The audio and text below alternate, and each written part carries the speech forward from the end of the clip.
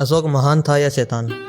एक ऐसा व्यक्ति जिसने न जाने कितने ही असंख्य निर्दोष लोगों की हत्या की, जिसने अपने ही महल की अपने ही तकरीबन 500 से ज़्यादा दासियों को वस्त्र समेत जला डाला। वो चीखती रही, चिल्लाती रही, जीवन की भीख मांगती रही, मगर उसने उनकी एक ना सुनी। यहाँ तक कि अपने ही राज दरबार के और राज्य के मंत्रियों को मौत के घाट उतार दिया, उनका गला काट दिया गया। उसने अपने ही 100 भाइयों को मौत के घाट उतार दिया ताकि राज्य उसे मिल सके। इतना ही नहीं, जब उसे यह लगने लगा कि इतने लाखों लोगों की मौत का भार उसके सर पे आने लगा है, तो उसने एक जल्लाद रखा जो उसके इशारे पे लोगों को मारता, तड़पाता, यातनाएं देता। एक कारागृह का निर्माण किया गया जिसे अशोक का नर्क कहा जाने लगा। हर कोई राजा उसके नाम मात्र से कांपता था। उसने अपना साम्राज्य उत्तर में हिंदुकुश, तक्षशिला की श्रेणियों से लेकर दक्षिण में गोदावरी नदी, सुवर्णगिरी पहाड़ी के दक्षिण तक तथा मैसूर तक और पूर्व में बांग्लादेश, पाटलिपुत्र से लेकर पश्चिम में अफगानिस्तान, ईरान और बलूचिस्तान तक फैला लिया।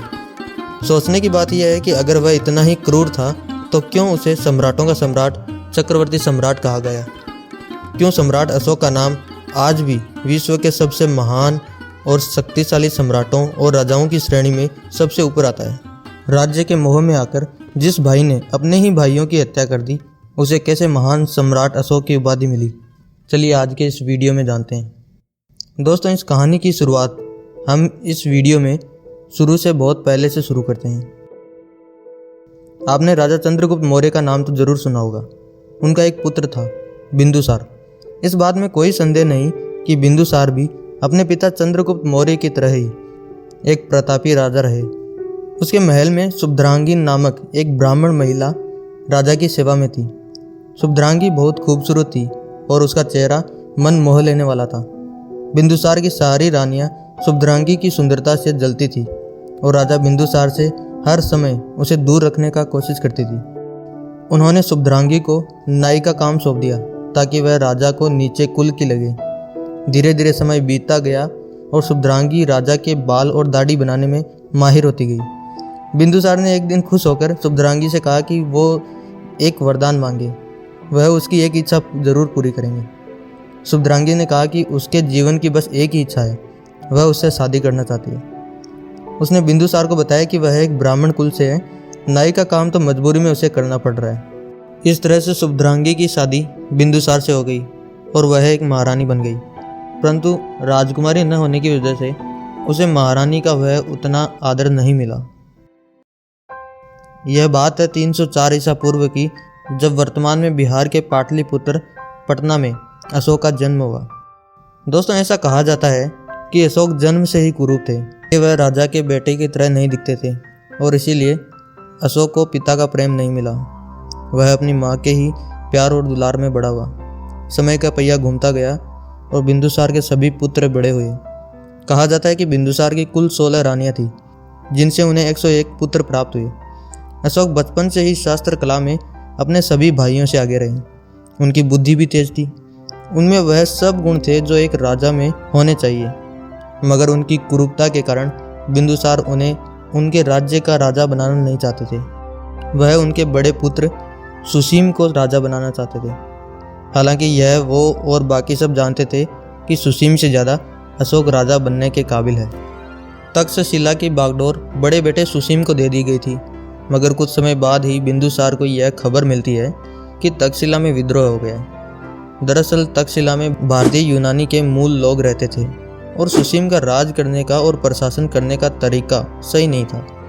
इस अकुशल प्रशासन की वजह से वहाँ विद्रोह पनप उठा और जब सुसीम से यह कंट्रोल नहीं हुआ तो उसने राजा बिंदुसार को इसकी खबर पहुंचाई। बिंदुसार का एक प्रधानमंत्री था, राधागुप्त मौर्य। जिस प्रकार से चंद्रगुप्त मौर्य को विजय बनाने में, सम्राट बनाने में चाणक्य का बहुत बड़ा हाथ था, ठीक उसी प्रकार अशोक को सम्राट बनाने में राधागुप्त की अहम भूमिका रही। राधागुप्त चाणक्य का शिष्य था और इसीलिए वह नीति, कूटनीति और प्रशासन सब जानता था। बचपन से ही राधागुप्त अशोक की कुशलता और शौर्य पर नजर रखते आए और उन्हें पूरा यकीन हो गया था कि अशोक ही सम्राट बनने के काबिल है। हालांकि वह बिंदुसार के सामने इस बारे में कभी यह बात नहीं करता था कि अशोक को सम्राट बनाना चाहिए। जब बिंदुसार ने तक्षशिला में हुए विद्रोह के विषय में सभी मंत्रियों से सलाह मांगी तो राधागुप्त ने कहा कि क्यों न अशोक को यह विद्रोह शांत करने के लिए तक्षशिला भेज दिया जाए। सभी मंत्रियों ने भी उसकी इस सलाह को हाँ में हाँ भरी तो बिंदुसार ने अशोक को तक्षशिला भेजने का आदेश दे दिया। ऐसा कहा जाता है कि अशोक के आने की खबर से ही विद्रोहियों ने उपद्रव खत्म कर दिया और बिना किसी युद्ध के ही सब शांत हो गया। बिंदुसार ने जब यह खबर सुनी तो वह बहुत खुश हुआ। राधागुप्त ने बिंदुसार पर फिर अपना चालाकी का बाण छोड़ा। उसने कहा कि राजकुमार अशोक को तक्षशिला का टेम्पररी राजा बना दिया जाए। इससे विद्रोह पूरी तरह से शांत हो जाएगा और जब फिर विद्रोह पूरी तरह से शांत हो जाएगा तो सुसीम को राजा बना दिया जाए। और फिर ऐसा ही हुआ। सुसीम को हटाकर अशोक को तक्षशिला की बागडोर संभालने के लिए दे दी गई। कुछ समय बाद बिंदुसार को एक और संदेश मिलता है कि उज्जैन में विद्रोह हो गया। राधागुप्त की सलाह से फिर से बिंदुसार ने अशोक को तक्षशिला से बुलाकर उज्जैन भेज दिया। उज्जैन जाने से पहले एक जगह वो रुके जिसे विदुषी के नाम से जाना जाता है। वहाँ उन्हें एक सुंदरी दिखाई दी जिस पर उनकी नज़रें टिकी की टिकी रह गई। वह स्त्री भी उन्हें एकटक देखे जा रही थी और अशोक ने उस स्त्री की सारी डिटेल्स निकाल डाली। उसका नाम देवी था और वह बौद्ध धर्म से थी। अशोक ने उसके साथ विवाह का प्रस्ताव रखा तो उसने यह शर्त रखी कि शादी के बाद वह उनके राज्य में नहीं रहेगी। प्रेम में वशीभूत अशोक ने हाँ में हाँ भर दी और उनका विवाह हो गया। इसके बाद अशोक उज्जैन चले गए और वहाँ पर विजय हासिल करी। बिंदुसार को जब यह खबर मिली कि उज्जैन पर भी अशोक ने शांति कर दी है तो वह बहुत खुश हुआ। उसका विश्वास अशोक पर बढ़ता गया, मगर अशोक की कुरूपता के कारण ही वह उसे राजा बनाने को तैयार नहीं थे। देवी से अशोक को एक पुत्र महेंद्र और एक पुत्री संघमित्रा हुई। महेंद्र और संघमित्रा का नाम आज भी इतिहास के पन्नों में जीवित है। कैसे, वो आगे जानेंगे। वह समय आ गया था जब बिंदुसार वृद्ध हो चुके थे। वह बीमार थे और अपनी आखिरी सांसों में सुसीम को याद कर रहे थे। राधागुप्त ने उस समय अशोक को बुलाया। उन्होंने अशोक को बताया कि उनकी माँ सुभद्रांगी को उनके सौतेले भाइयों ने मार डाला है। अशोक के क्रोध की कोई सीमा नहीं थी। उन्होंने एक एक कर अपने सारे भाइयों को मौत के घाट उतार दिया। बिंदुसार भी मृत्यु को प्राप्त हो गए थे और सुसीम के साथ सारे भाइयों को अशोक ने मार डाला था और सारे राज्य पे उनका कब्जा हो गया। अब राधागुप्त की इच्छा अनुसार अशोक सम्राट बन चुके थे। दोस्तों, सम्राट अशोक अपनी ज़िंदगी में एक भी युद्ध नहीं हारे। उन्होंने अपने राज्य का विस्तार किया। सत्ता संभालते ही उन्होंने पूर्व पश्चिम दोनों दिशाओं में अपने राज्य को फैलाया। बौद्ध ग्रंथों के मुताबिक ऐसा बताया जाता है कि अशोक ने इतना मार काट मचाया कि उसकी दासियां उनको छूने से भी डरती थी। उनका इतना भय लगता था कि वह अशोक के शरीर से नफरत करने लगी थी। अशोक ने गुस्से में आकर एक दिन उनकी 500 से ज़्यादा दासियों को जला डालने का हुक्म दे दिया। वह सारी दासियां उनसे जीवनदान की भीख मांगती गई, मगर उनकी एक न सुनी गई। ऐसा भी वर्णन मिलता है कि एक बार अशोक ने राधागुप्त से कहकर अपने राज्य के सभी मंत्रियों को सभा में बुलाया। उन्होंने कहा, मैं तुम सभी मंत्रियों को यह आदेश देता हूँ कि तुम इस राज्य के सभी फलदार और फूलदार वृक्षों को काट दो। सभी मंत्री आश्चर्य में थे कि राजा ने ऐसा आदेश क्यों दिया। राधागुप्त ने अशोक को बहुत समझाया, मगर अशोक ने कहा कि वह इन सभी की परीक्षा लेना चाहते हैं। वह यह देखना चाहते हैं कि यह सब राजा की आज्ञा मानते हैं या मनमानी करते हैं। मगर सभी मंत्री इस बात से भयभीत थे कि अगर सारे वृक्ष काट दिए गए तो पूरा राज्य तहस नहस हो जाएगा। जिन वृक्षों से ठंडी छाया, मीठे फल, ताज़ा हवा मिलती थी वो नहीं मिलेंगे। मंत्रियों ने राजा का यह आदेश नहीं माना, जबकि उसे यह समझाने में लग गए कि इसके कितने सारे भारी परिणाम हो सकते हैं। और इस वजह से अशोक ने उन सारे मंत्रियों के सर कटवा दिए। अशोक की क्रूरता बढ़ती जा रही थी। एक सम्राट की कीर्ति ऐसे घटते देख राधागुप्त को बहुत चिंता हुई। राधागुप्त ने हमेशा से ही अशोक को एक महान सम्राट के रूप में देखा था, मगर अब वह क्रूर राजा था। राधागुप्त ने एक उपाय निकाला। उसने अशोक से आज्ञा लेकर एक जल्लाद रखा ताकि अशोक के हाथ खून से न रंगे। यही नहीं, पाटलिपुत्र में एक जेल का निर्माण भी हुआ जिसे अशोक का नर्क कहा गया। बौद्ध ग्रंथों के मुताबिक अशोक की पत्नी देवी ने अशोक को बहुत समझाया था कि वह यह मारकाट कार्य छोड़ दे और बौद्ध धर्म को अपना ले, अहिंसा को अपना ले। मगर मैं एक क्षत्रिय हूँ और यह मेरा धर्म है कहकर हर बार अशोक उसकी बात को टाल देते थे। देवी ने उसे आगाह भी किया था कि एक दिन यह मारकाट ही उनकी अशांति का कारण बनेगा। दक्षिण में अब भी विद्रोह पनप रहा था, क्योंकि कलिंग अब भी एक स्वतंत्र राज्य था। अनंत पद्मनाभन उस समय कलिंग के राजा थे और सम्राट अशोक ने कलिंग को उनके साम्राज्य में मिलाने का प्रस्ताव भेजा, मगर पद्मनाभन ने यह प्रस्ताव ठुकरा दिया। उस समय का कलिंग आज का उड़ीसा था और उस समय यह हाथी दांत के लिए बहुत प्रसिद्ध था। वहाँ पर बहु संख्या में हाथी पाए जाते थे। अशोक ने गुस्से में आकर कलिंग पर हमला बोल दिया। दोनों ओर से घमासान युद्ध हुआ।